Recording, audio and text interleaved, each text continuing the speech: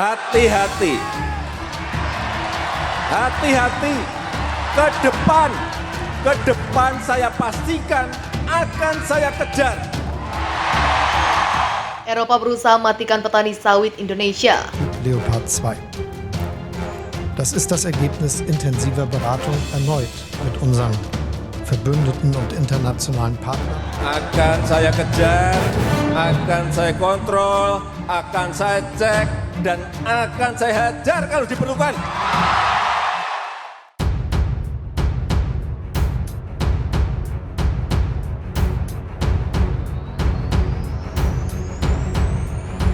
Asosiasi Petani Kelapa Sawit Indonesia menilai saat ini masyarakat Eropa melalui gerakan secara sistematis di Parlemen Uni Eropa sedang berusaha mematikan 5,3 juta petani sawit Indonesia. Hal tersebut diungkapkan Sekjen Akasindo Asmar Arsyadat dalam diskusi bertema Sawit Indonesia dalam Ancaman di Jakarta baru-baru ini menanggapi upaya Parlemen Eropa dalam voting pada 18 Januari 2018 yang menyetujui proposal Undang-Undang Energi Terbarukan yang di dalamnya termasuk melarang penggunaan minyak sawit untuk biodiesel mulai tahun 2021. Proposal tersebut menunggu persetujuan dari pihak eksekutif Komisi Eropa dan pemerintah negara-negara anggota Uni Eropa agar bisa diaplikasikan di seluruh negara-negara yang tergabung dalam Uni Eropa.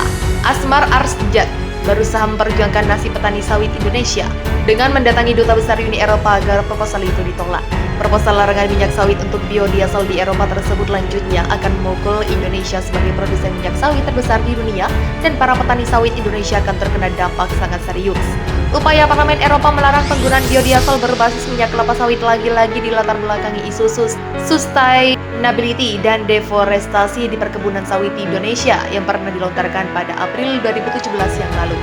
Padahal menurut dia kenyataannya pemerintah Indonesia bersama Akasindo sudah memperbaiki kelemahan-kelemahan yang terjadi di masa lalu sehingga tidak pantas dihukum atas isu-isu yang tidak bertanggung jawab.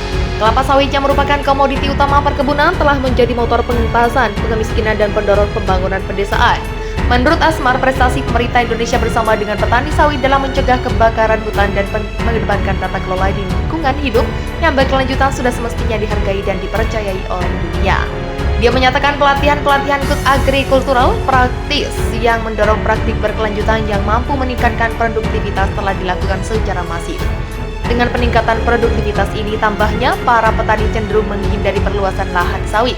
Padahal dunia juga mengakui bahwa kelapa sawit merupakan tanaman paling layak memenuhi permintaan global minyak nabati tanpa memerlukan lahan besar untuk menghasilkan 1 ton minyak nabati. Kelapa sawit membutuhkan area seperempat 0,25 hektar dibandingkan dengan kedelai maupun reperset yang membutuhkan areal yang lebih luas 1-1,5 hektar. Pemerintah Indonesia juga sedang dalam proses perbaikan terus-menerus dalam hal manajemen perkebunan sawit yang semakin baik. Saat ini sudah terdapat ISPO, Indonesia Sustainability Palm Oil, yang menjadi kewajiban untuk dipatuhi oleh seluruh pemangku kepentingan kelapa sawit. ISPO ini juga menjadi indikator penting bagi pemerintah Indonesia untuk memonitor keberimbangan faktor lingkungan hidup dan kesejahteraan masyarakat petani. Arsjad juga menekankan bahwa tudingan deforestasi di sektor perkebunan sawit itu juga tidak menghargai pemerintah Indonesia. Karena perkebunan sawit kebanyakan ditanam di areal pengguna lain yang sudah ditetapkan oleh pemerintah atau lahan-lahan terlantar, kelapa sawit bukan ditanam di areal konservasi.